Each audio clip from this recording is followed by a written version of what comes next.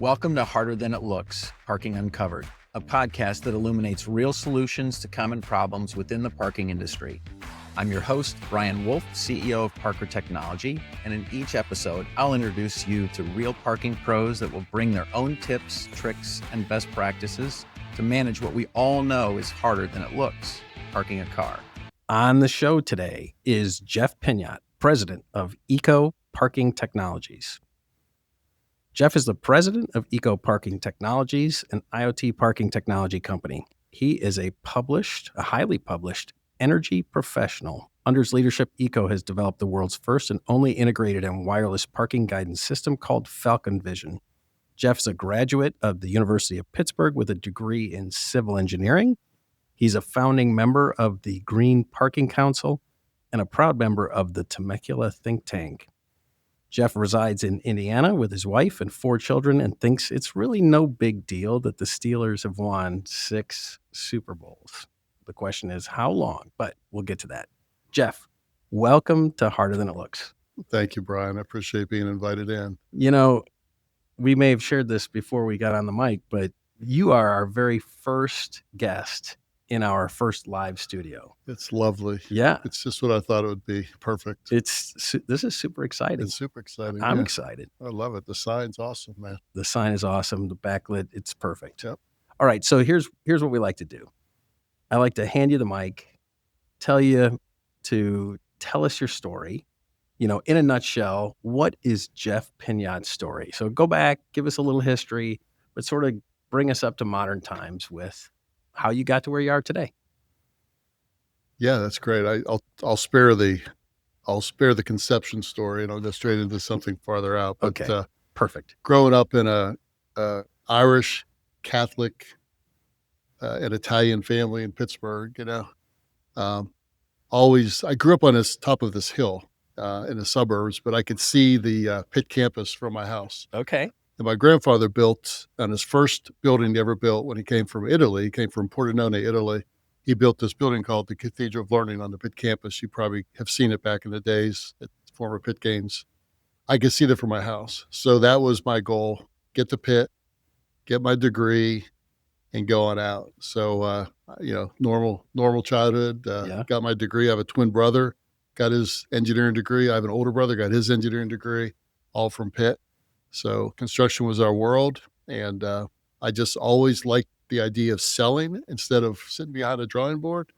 So I went into sales for Trane air conditioning for 24 years and did national selling for them and decided that I wanted to do my own thing. I had that entrepreneurial spirit. So I left with a guy that I had hired to join me as my partner. We started a company called Level Solutions. And shortly after we had that company, which was doing really HVAC stuff, we got into into induction lighting. It was introduced to us, a product out of Montreal, Canada. We fell in love with the concept of it. We started a lighting division, and Dave Packard joined us at that time to lead that effort up. Quickly, I fell in love with that side of the business. So we separated the company. My partner left. I stayed in with the lighting side with Dave, and the story is, we changed names a couple of times, but we've created Eco Parking Technologies out of that. So that's kind of where I am today. Many great investors along the way. Yeah. Super nice people, learned a lot from them, just had the greatest experience with our investors over the years. So that's fascinating. I did not know that part of the story. I didn't know that you had that kind of history with Eco. So how long ago was it that you split the companies and just took the lighting? So we started in 2007. That Okay. was our first year where we started business. And 2008 is when we looked at the induction lighting, created a product out of that. I'm pretty bad sometimes about years. These people that can remember the year, the month, everything. Sure. I don't remember things I can look up. So let me just say that it was just a few years after that when we started flirting with, we'd been talking about parking guidance for many, many years. Yeah. Even some of our competitors in the industry reached out to us before they got their big names in guidance, wanted us to build them for them. And we always said we would do it ourselves when it was the right time and when the technology arrived properly. And that's what we did. We stayed true to our path and we made that pivot to technology from just lighting. But it's been, I mean, I think we probably did HVAC for like 3 or 4 years Mm. only, and that's when we split off. Yeah. Okay. So And so has the lighting piece always been in parking, or did you do all kinds of lighting? it's funny because we did parking originally only, but one of our good clients was Green Court Partners out of Chicago, and they own a lot of retirement communities. So we did do some retirement communities. It just wasn't profitable for us. It wasn't our core. I've even done a stable one time for Tom Carter and one of his friends. We did this Okay. performance stable, with our product. But Yeah. I said to the guys all the time, we've got to stay in our lane. We have to be unique and niche and really laser focused if we're going to win on this battle. So Yeah, I agree. ironically, the lighting, which early on was a really good business for us, we did some of the largest lighting projects in the United States. We did the Millennium Garage in Chicago, the largest underground parking garage in the United States, was our project. Did very well in that job. A number of P3s, done 17 garages for Ohio State under the Campus Park initiative. During the time, if you remember the administration, when Obama was president, they had this thing called shovel-ready jobs, Okay. which this is not a political statement. It makes sense. Here's money, do some work, right? Yeah. Lighting was one of those projects. The unfortunate thing that wasn't thought through was that really supported the Chinese lighting business. Oh. And we basically, the United States, incubated the Chinese lighting business, and it nearly destroyed domestic lighting manufacturers. So we had no choice but pivot with technology and get out of just lighting and go further with our plan to go with guidance. Yeah. And fortunately, that was sometimes the things that bring you down are the things that bring you up. For sure. Yeah. And between that and the hardships of COVID and so forth, some of the best growth years we've ever had, the great pivot years, are in the hardest of times. Yeah. And we're just thankful for that. We've Yeah. had those hard times to arise from the ashes in. So That's awesome. So the first thing that you said was really important. I couldn't agree more. The laser focus. yeah, It is a luxury to be laser focused, to have a big enough market to be able to go laser focused and know who your customer is, what the value is, and to be able to just focus on those folks. right. And then your point about sometimes that your downfall is your best opportunity. Yeah. Right. So you talked about you made a statement. You say, okay, we weren't going to bring, kind of like Ernest and Julio Galli. We're not going to sell wine before it's time. So Right. how did you know it was? How did you know that the parking guidance was ready for prime Yeah. time? Or did you have to push on it or rush it, or like how did you manage that transition? Well, we certainly saw Indect and Park Assist do a good job with guidance and make good customers. And we respect both of those companies Sure. and what they do. They help Yeah. create the market for us. But for us, we always felt like, I always tell people this, tomorrow I'll be flying to Las Vegas. If I want to watch a movie, I'm not going to have a wire hanging out of the back of the airplane, and I can only watch it as long as the wire will last. Okay. Yeah. I think wireless is everything, right? I mean, I'm Sure. sure there's wireless going on right here too. So we always said that technology of wireless is here. We should use it. So one is we had to make sure the technology was stable and safe. And number two, we felt like it should be in a light fixture. We felt like we didn't want to have conduit throughout a garage. So if we could do it wirelessly, we could do that. So we wanted to make sure that we had a light fixture that was proper. So when LED lighting came along, we created a center run LED light, which really has changed the market. I mean, as much as LED was new, putting one down the middle of a garage, that has taken a lot of effort to convince the consulting community that this really works. Yeah. Okay. And it does really work. We've got dozens and dozens of jobs like that are performing. So once we had that real estate down the middle, then we could go and put the device in that light fixture. So we had to do one over the other first. So that was it. It had to line up lighting first, guidance. Now we do as many standalone garages without lighting as we do with lighting. So it's an add-on feature. It's really worked out, I think, well for us. Yeah. So you've sort of migrated into, sort of the strike zone. Yeah. I have to say that I go into a garage now without parking guidance, and I'm like, why aren't they talking to somebody yeah. about parking Yeah. guidance? Yeah. I mean, once you have it, it's a luxury Mhm. that makes such perfect sense. Absolutely. All right. So in your background, You got an engineering degree in civil engineering. You might be one of the, you're probably not one of the only, but you're one of the few people that might actually be using some of the skills you learned in school Yeah. as a civil engineer. Is that true? Yeah, I think, and I always tell people that engineering to me is a career choice, is a gateway. It's a door opener. Yeah. So engineering, no matter what discipline you're in, they teach you how to think logically and not overreact, but factually react to things. So it doesn't matter if I was electrical, civil, or mechanical, industrial. It teaches you how to think logically and in an order. And we have a company full of engineers, and we all think logically. We don't overreact. We take our problems, and every one of us is a problem solver. We're just all problem solvers. Yeah. Yeah, I don't know how people stay in business that work remote. I mean, it blows me away.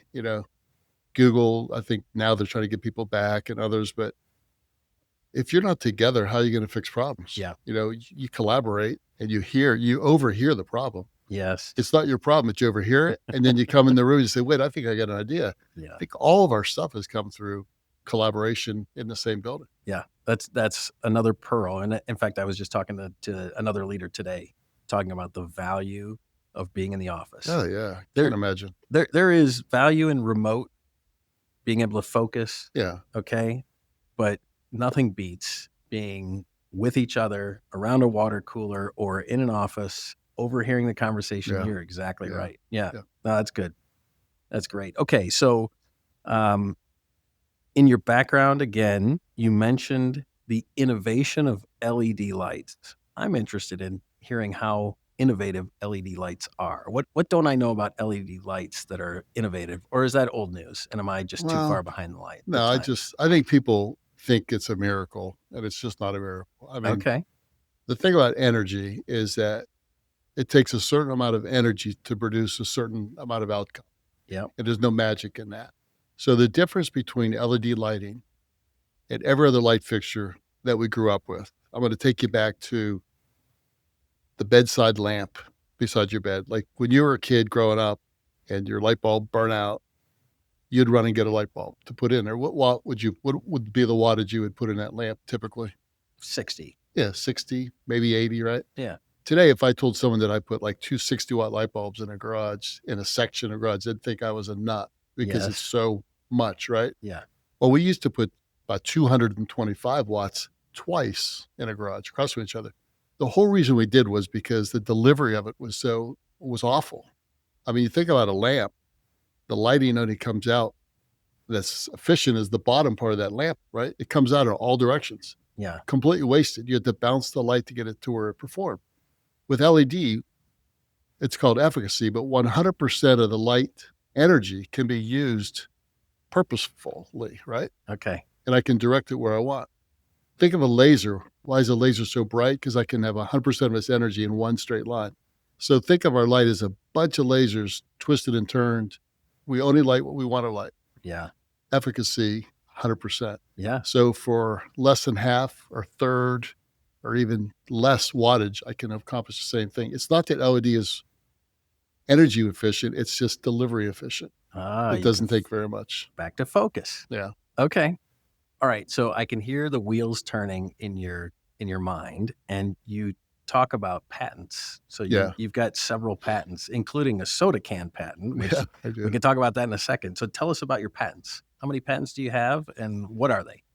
Yeah. So, we've been, can I describe each of them? I can't say that I can tell you the details of all of them, but we have a number of. Give me 20,000. So obviously they're all related to parking guidance, Sure. right? And wireless and integrate into lighting and any other features of that, even the technology of how we accomplish our decisions, the software that we write. We've always said before, like if China came in and stole one of our products, it would be no value to them because the value of our company isn't the product, it's the knowledge that went into the software side of it. I'm sure much like yours, your software is what makes your product rich, right? Yeah, for sure. People can copy what you do physically, easily. Yeah. But they can't copy what you do performance-wise and how it's written and all the software. So the patents all relate around the software, some hardware patents and so forth as well. But there's quite a few. we keep getting more ads to it. Like I often don't even know until I see an email come in or a letter offer me a plaque with my patent on it, Yeah. pay me $150 for a plaque for your new patent. Sure. I'm like, okay, Yeah. here comes another one. I'll go ask William, our CTO, did we get another patent this week? He goes, yeah. So anyway, Nice. It's kind of fun. All right. So, okay. So lots of software and stuff, but what about the soda can though? That's kind of funny. As a father of 4 kids, there was a day when I would just always be cleaning out soda cans out of the van. I half drank, maybe a third drank. What a waste, right? And all that sugar and stuff. So I'm talking this a million years ago, right? Because I've already established the fact that I'm on Medicare, right? So, but anyway. You did stun me with how old you are. And you probably told me before, but I probably did. You do not look There's no Grecian form in there. You can see right there. Awesome. That's the real gray. Congratulations. Thank you. Anyway, so I thought, would it be cool if I could do like a small soda can? Yeah. This is before they were ever done. Yeah. Okay. That's how long ago this. And a snack, bind them together, sell them together. And I called it a toucan. So I got a patent on that. I was granted a U.S. patent to do that. And Pepsi heard about it, invited me up to Purchase New York to meet with them. And I thought we had the deal. They said they're going to go with me and create a product, Didn't happen. Coca-Cola actually stole the idea. Okay. And you can, if you search online under Coca-Cola for Buddy Pack, whatever, you'll see my exact advertising campaign that I put together, and you'll see a video of them doing it in the middle in Asia as a sample of this product. 2 together. I hired the Garfield artists and group out of Muncie to help me come up with a campaign. So, do you remember who Darren Stevens is? Yeah, sure. Okay, of course. from Bewitched, yeah, right? Darren was an ad executive, right? So I actually own one of those big briefcases for boards. I have a set of boards of an advertising campaign that I took to New York to deliver my pitch. It was the most rewarding experience of my life. Really. No kidding. And of course, other than marrying my wife, right? Yeah, of course. Yeah. So what year was that? Oh my gosh. So I know I'm asking you, but so your kids were older well, it took a few years and a lot of money to get to the point of that. Yeah. But I'll tell you what year it was, because remember when the major power outage happened from, I think, Detroit or Cleveland up to the Northeast? Yeah. It was on that day. Okay. I was in New York that day. That's hilarious. Yeah. Okay. So you thought you had a deal with Pepsi. Yeah. And they said yes, but. And then we waited. And then here's how the real world turns out, okay? Yeah. Unless you're eating out of somebody's dish, you're not a threat to them.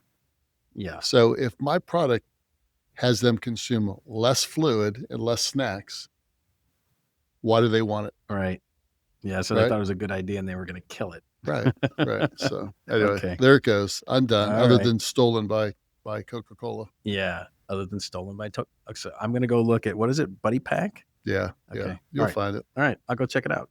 Okay. So then also, as I was doing research into your background, you talked about how you love to, you love the idea of just jumping in the deep end and teaching people to swim or learning to swim. Yeah. So I wonder how that translates from a leadership perspective, from a leadership style.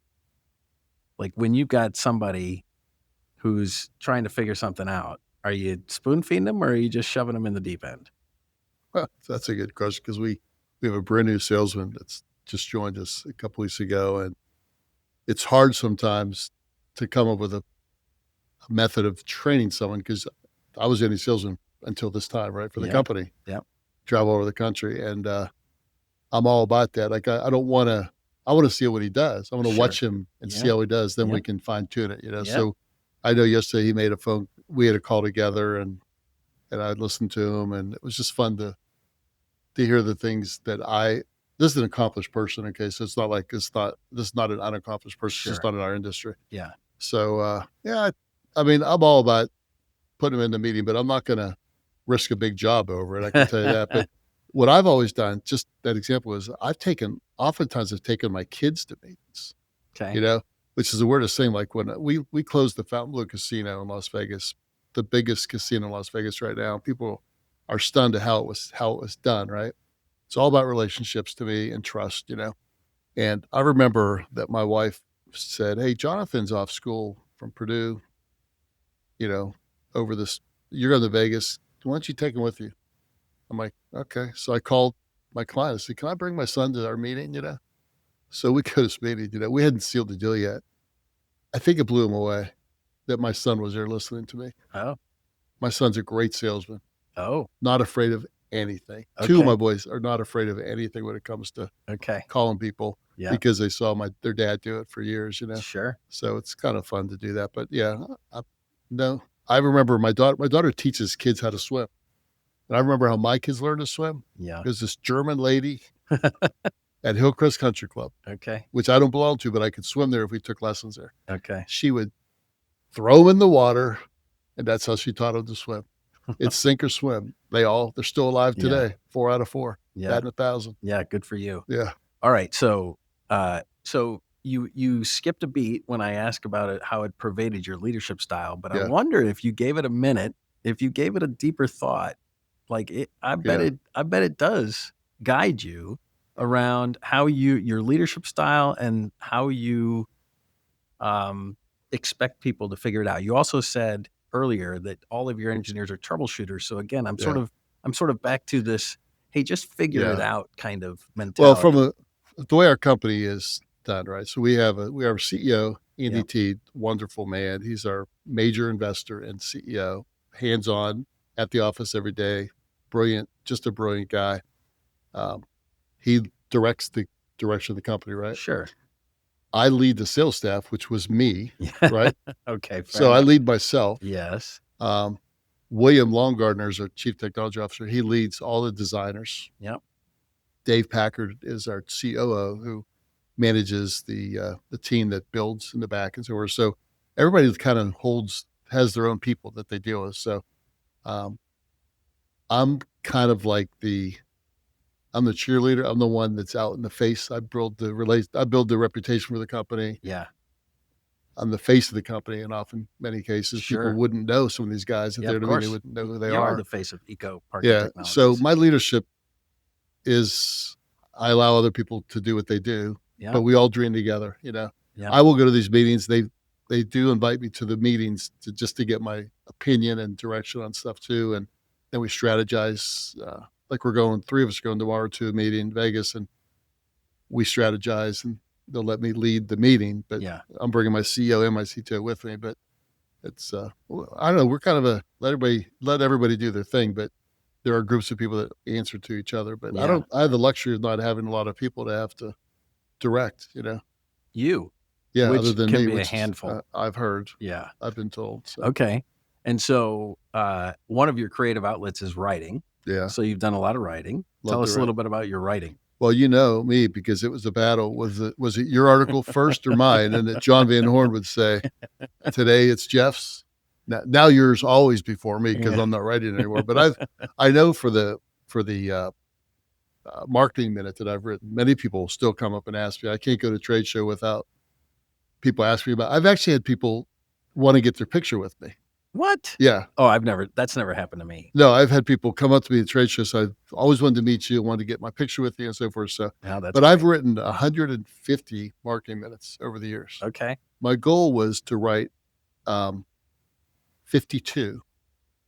All right. Because I thought it would be a good sales tool. So a lot of companies have weekly meetings. So 52 weeks in a year, you could read one at every sales meeting, or give the team one to read, and they can discuss if they want to, whatever. But I thought if I could get 52, I'll put a book together with them. But I have enough for almost 3 years worth of sales meetings now, not to mention the dozens and dozens technical articles I've written on lighting. You know? So again, just listening to you describe LED, clearly you're well. There's a lot. Don of Monahan. Do you remember Don Monahan from Walker? No, Parking in Denver. I don't. Don was the lighting specialist for the industry. Okay. I'm not going to assign myself on that one. There are people that challenge you for that, but I doubt very many people. I doubt there's anybody in the industry who designed more parking garage lighting projects than I have. I've done 2 in the last 24 hours again. So I do it every day. A new job comes in every day that I designed for. So I certainly know parking garage lighting. Okay, so you're designing it and selling. Oh yeah. Okay. Yeah.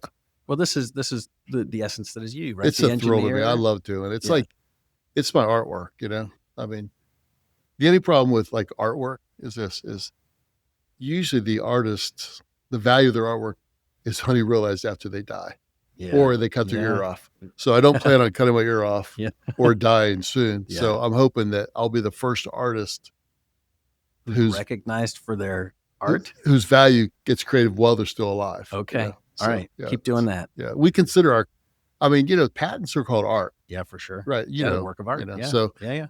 They call it your art. So we have a lot of art, and that's what we feel like it is. It's really art to be able to pull together super highly technical stuff. Yeah. Okay. So then going back to the marketing minute for a second and all the columns that you wrote, I'd have to count up how many I've written.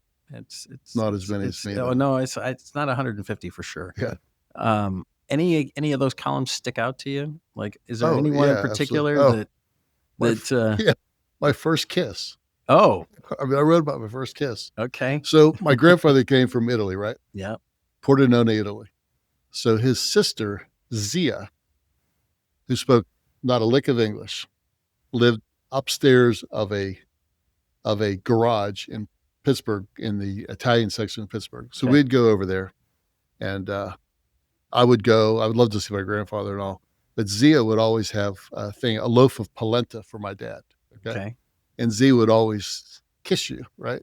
And she would like suck the side of your face in. Like she did this, we called a vacuum kiss or a Hoover job. So when it was my first chance to kiss a girl, the only example I had was Zia. I remember kissing her on the lips and sucking. I think I sucked her braces into my mouth. And I wrote about that. That was my first kiss. It was awful. Yeah. Just awful. It wasn't with Ruth. Ruth got a better kiss. Yeah. Okay, but it was bad. You were more accomplished at that point. I was very accomplished. An experiential learner, as it were. Yeah. Okay. All right. So that's my first kiss. That's hilarious. That's funny. Yep. You did have longevity for sure in parking today. So I'm gunning for you now because I'm still going. And sometimes it's tough to figure out what to pull write those about. off. Yeah. Oh my goodness. Yeah. Pulling it out of my left ear. I've actually had people ask me if I could write something for them. So it's just give me a challenge and I'll write something for you. And like one person asked me one time, I'll bet you could never write an article on rum raisin ice cream. Rum raisin ice cream. So if you look up my name, search my name and look up rum raisin ice cream, I wrote a successful article on rum raisin ice cream one time. So, all right. No, that's good. Yeah. Okay. So if we get down to I think I've got a pretty good picture, but if we get down to sort of the essence of Jeff Pinyot, like what drives you? Like what's most important to you? Well, I have a really strong relationship with my family, but I'm a very strong believer. I'm a Christian. Okay. Yeah. That's very important to me. Yeah. And I'd like to live my life accordingly to that and like to do our business that way as well. So for me, I'm not a man without mistakes. I've made mistakes and been forgiven of those mistakes. Okay. Sure. I'm not here. If people are listening to this or get a chance to see it, I'm not telling you, I'm not a judging person. Okay. Cause I've failed as like everybody else is. But what I do know is that's my guiding light. It really is, Brian. It's how I like to make my decisions. I like our company to make decisions that way. We build relationships with clients. We build trust and we deliver a product that we're proud of. And if we don't talk about our competition in a poor way. Yeah. I mean, it's funny. I got a bit I'm working on now, and a consultant reached out to me with all these questions. 100%, those questions came from my competitor. I mean, it's just the weirdest thing. I mean, we win on our merit, not on somebody else's failure. Yeah. So I'm driven by my relationship with the Lord. I think I'm driven by my family. I love the challenge, man. I love fighting. I love winning impossible wins. Fountainbleu was an impossible win. I mean, if you know the story of the Fountainbleu, how many times that thing failed? Yeah, it died. It died twice. Did it die twice? Yeah. I mean, Witkoff owned it. Others, but it came back alive when the Koch brothers bought it. Okay. And brought the blue team back in from Miami. And that wasn't easy. Yeah. But it was, man, I just never give it up. Yeah, that's good. I can totally relate to that. Okay. So in your background also, so launching off a family, you talked about how you mentioned familial dysfunction. And I wondered if you were just talking about your family or if you have gone beyond that, if you're involved somehow in counseling or something like that. What did I say? Well, you said something about you're very familiar with familial dysfunction.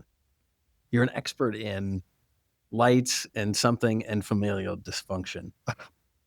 So there must not be I must have said a word bigger wrong. story. I don't know. I mean, my wife and I used to counsel engaged couples before they got married, and we have a pretty good track record, actually, of people staying together. Oh, that's good. But not really. No, I'm not sure exactly what that would be. All right, well, then I won't dig on that. We'll probably be editing that part out. Well, no, we'll leave it in because, I'm fallible as well. I do research, and then sometimes it lands like a thud, right? Okay. Yeah.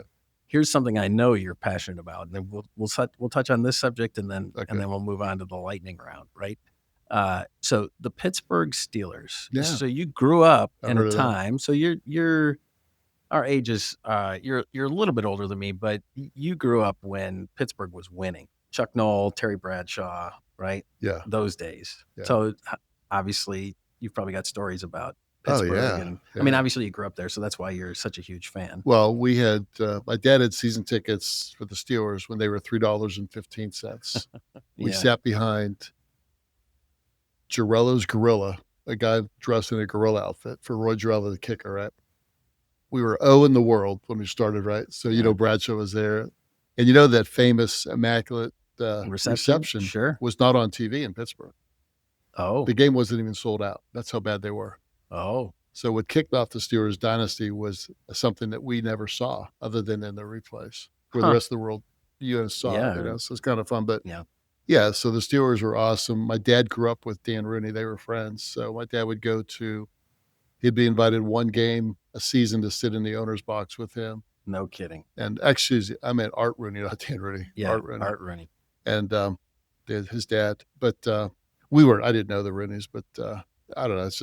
It's just been in the blood. You just people say you're disloyal. You came to Indianapolis and you should be a Colts fan. I'm like, not really. That would be disloyal. I'd like the Colts, Yeah, sure. But I remember when Irsay came into town and Hudnut was the mayor. Yeah. And I went down to that presentation at the Hoosier Dome, and someone said something about our Indianapolis Colts, and Irsay, Bobby Irsay, said, "It's not your team, it's my team." And I'm like, Art Rooney would never have said, right? Never in a million years. Yeah. So it's not your team, it's our team. Yeah. It's my team. Okay. So what's it going to take to get Pittsburgh back to prominence? Quarterback. Uh-huh. Yeah. It's always about a quarterback, isn't it? It is. Yeah. They've got a great defense. That is awesome. So they built it up on the draft, but I think we'll hope this Ohio State guy gets it done. Yeah. Yeah. It's always about leadership. Quarterbacks, leaders. Yeah. You're not going to go far without leaders. All right. So let's go ahead and transition to the lightning round. Yep. And it's not really the lightning round. You can take as much time as you want to answer the questions. But the first one is, I tend to stump people on this, so I'm going to challenge you. What phrase are you known for? So in other words, somebody utters a phrase in the office. They know that it originated from you. Oh, my gosh.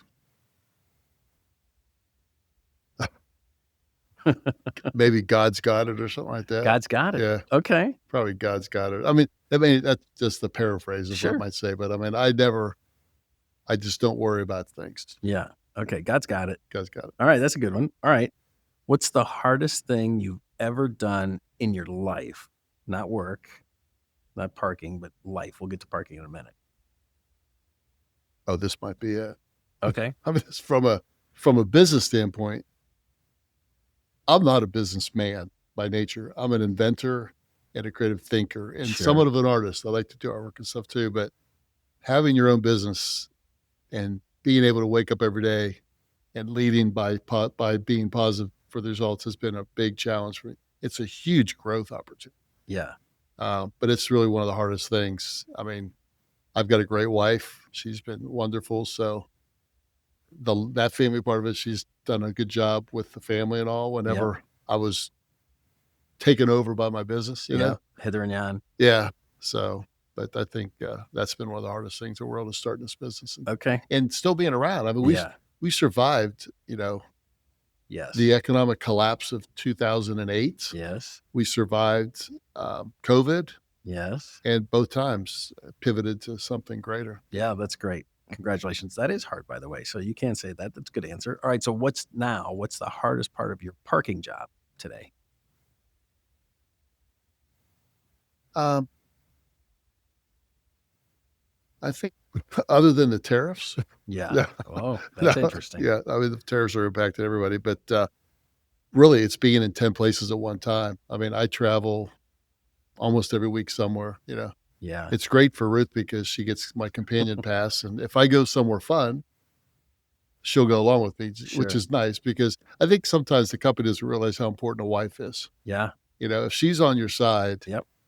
literally, I think half the meetings I go to were her reminding me, "Didn't you say you were gonna go to see this guy?" and so forth, and I make the appointment, we end up getting a deal on it, so Yeah. I don't credit her enough to the company of how valuable she is, and she's super cheap to Yeah. go along because it cost me $11.20 to bring her Yeah. along with me. Because you've got so many miles. It's companion pass through Yeah. Southwest, so, Yeah. That's fantastic. but, All right. So being in 10 places at one time is yes. the hardest part of your parking job. I totally agree with that. Yeah. I get that. It's hard to be everywhere at once. All right.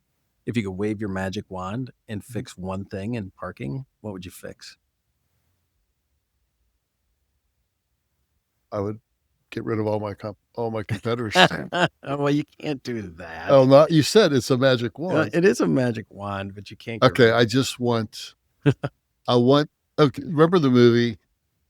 Was it Jim Carrey that couldn't tell a lie? Who was it that couldn't Yes. tell a lie? Okay. Well, Somebody couldn't tell a lie, yeah. right? Yep. It's impossible to tell a lie. Like if how do I look? Well, your thighs look a little bit bigger than they did before, but I just want everybody to tell the truth. Okay. Everybody, Yeah. including me. Yeah. I want to see what happens when everybody tells the truth. When everybody tells the truth. That's what I You're wanna going to see. wave your magic Yeah. wand and everybody is going to tell the truth. Let's I'll see what take it. happens. Oh, that's so interesting. Wouldn't that be interesting? That would be interesting. All right. So when you're not parking cars, what do you do for fun? Well, we like to play pickleball. Okay. Yeah, we actually like that a lot. We like to put our 10,000 steps in. Yeah.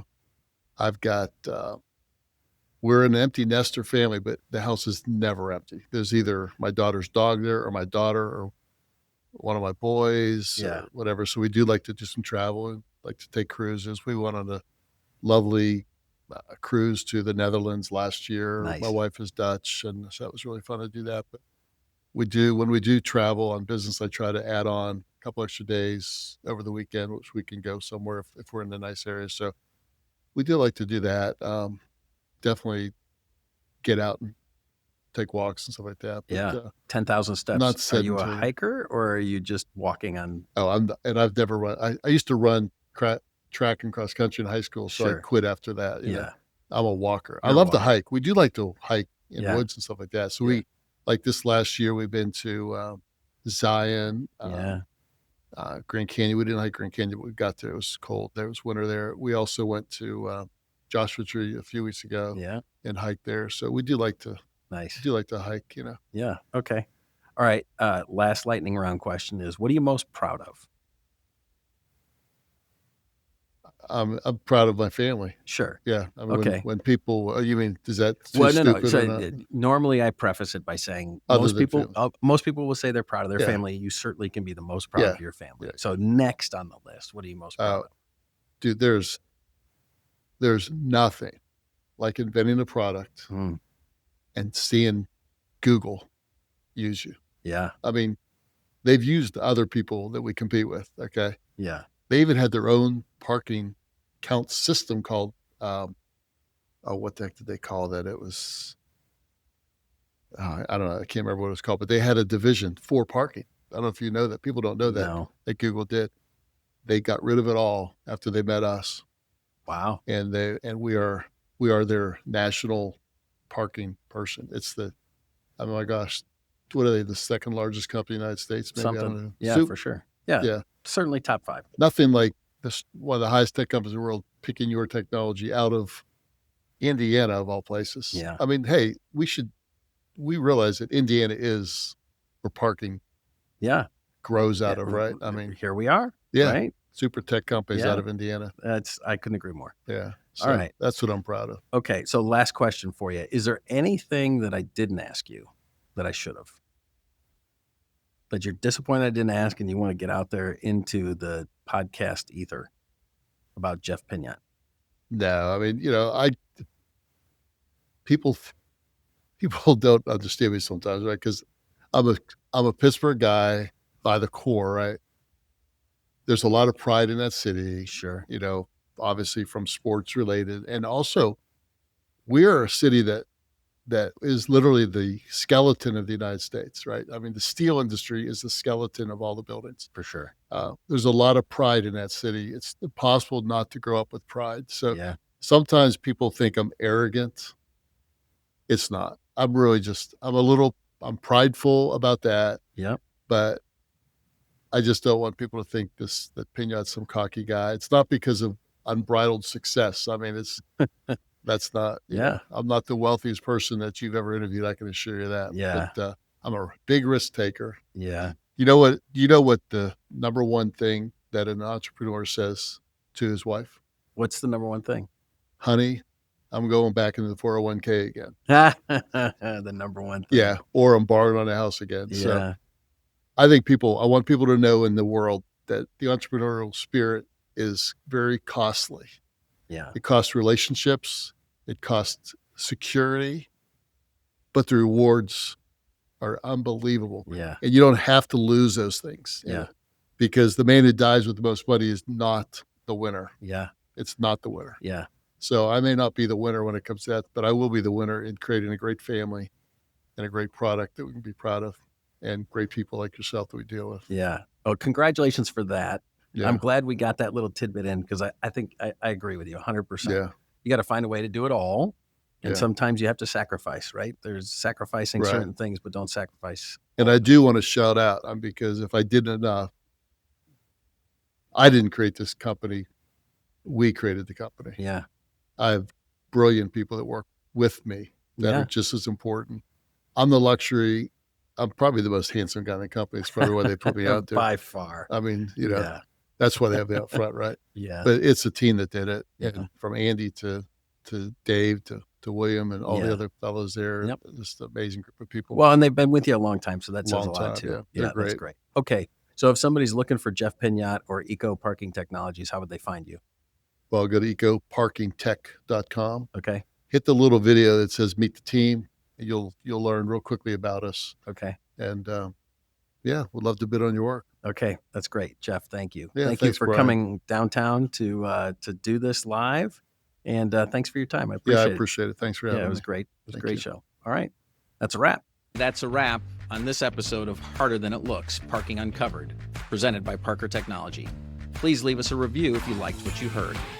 Make sure you tune in next month as we continue to uncover tips, tricks, and best practices to manage what we all know is harder than it looks, parking a car.